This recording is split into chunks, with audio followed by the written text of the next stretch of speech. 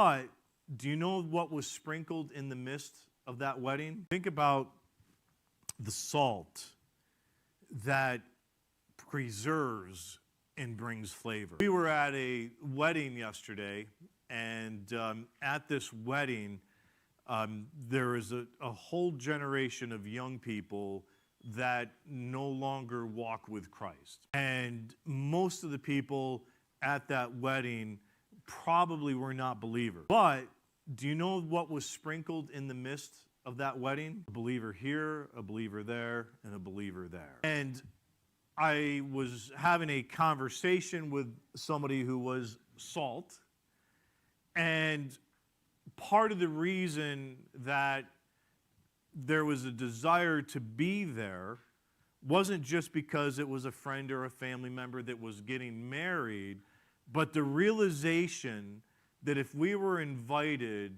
then that salt needed to be there as well.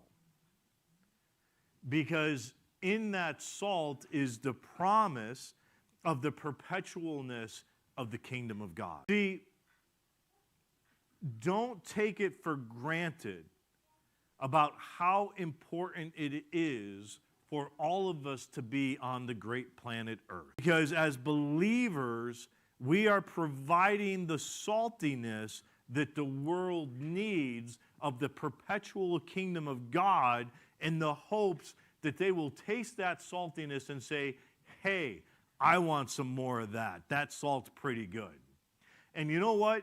Even if there were some former salty flakes there that have lost their saltiness, maybe the hope is that the saltiness that I carry will rub off on those salts that no longer have flavor. Think about that.